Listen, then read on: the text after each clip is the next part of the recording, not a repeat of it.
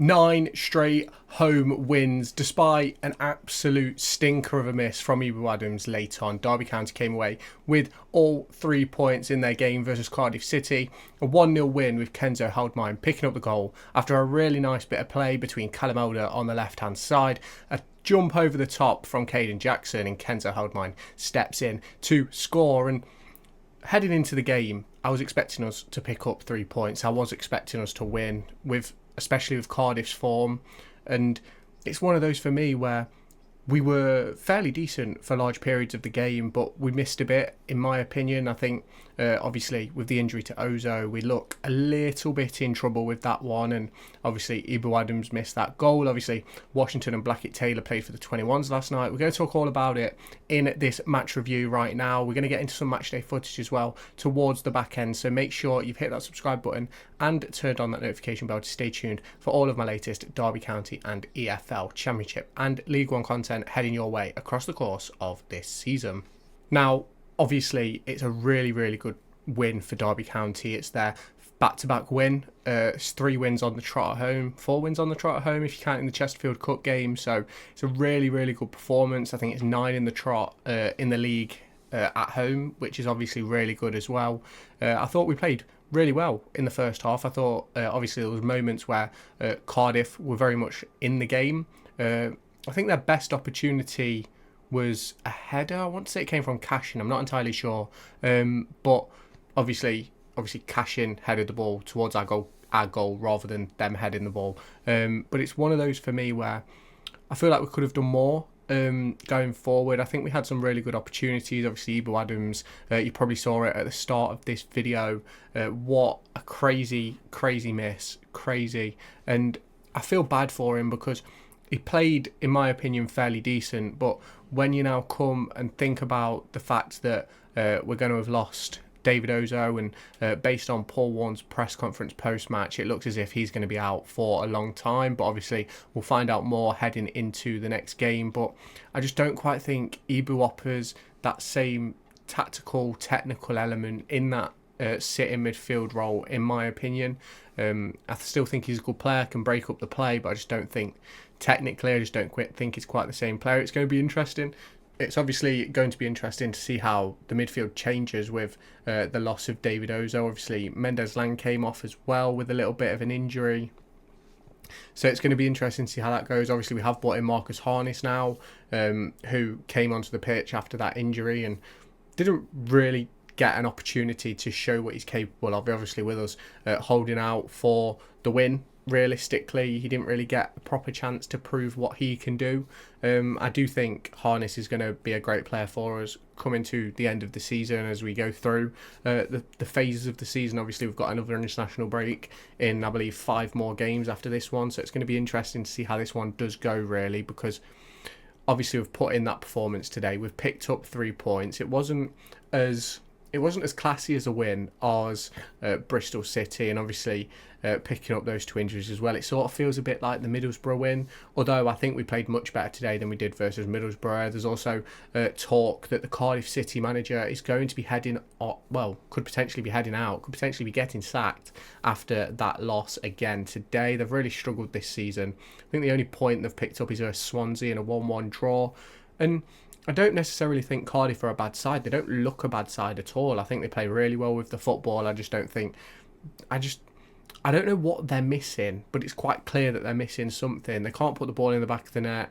I don't really think they create a great deal of chances, and when they do get into good positions, it's always the wrong decisions. Now, I do want to give a brief shout out to Kenzo Goudmijn. I think, again today, I think he's had a really, really good performance. I think not necessarily in the same way as that Bristol City game, in a sense of where he's getting on the ball and making things happen, but he was in the right places at the right time today. He made some really nice passes at points as well. I think Jerry Yates has been an excellent addition to our starting lineup in that number 9 position. I think his link-up play has been absolutely phenomenal since especially the Bristol City game and this one. I think Watford, he was a little bit off it, but then first game in the team after a 3-game suspension. So he's getting there. I just hope he can pick up his first goal as soon as possible. I think losing Ozoh is going to be a massive loss. I think I spoke about it a little bit earlier on. I just think is a different type of player to what else we have in midfield. I don't think Osborne's the same type of player. Tomo certainly isn't. And it's one of those for me where we're now going to have to play with one sitter rather than two, and it sort of changes the complexion of the tactical shape and especially even the build-up elements, because whereas we know that Ozoh can do those things on the ball, we don't quite get that same impact from Ebou Adams, in my opinion. So it might be a situation where Kenzo ends up having to sit a little bit deeper when we're building so that things can be created. Now, I think it's hit and miss whatever happens next. I think, is it Sheffield United we've got next week, which is going to be a really, really interesting game. Obviously, let me know your thoughts on the performance down in the comments. Make sure you hit that subscribe button and turn on that notification bell, and I'll catch you in the next part of this video.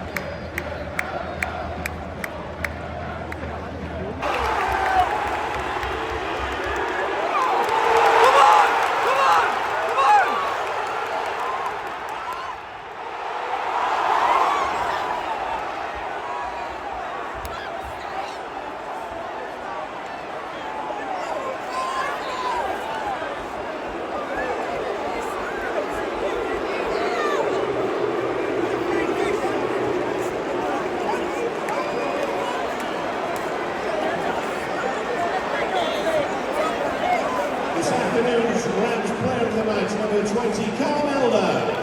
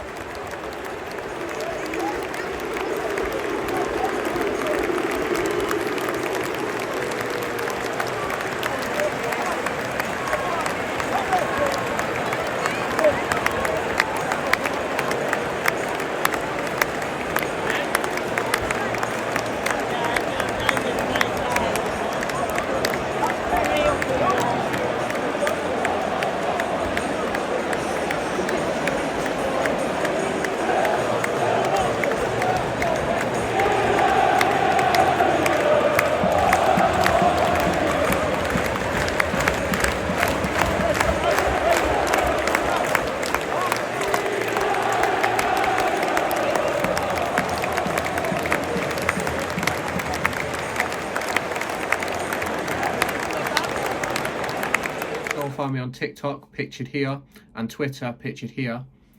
These are the places where I'll keep you all up to date with all my upcoming videos and my thoughts and feelings around the Formula 1 and football weekend.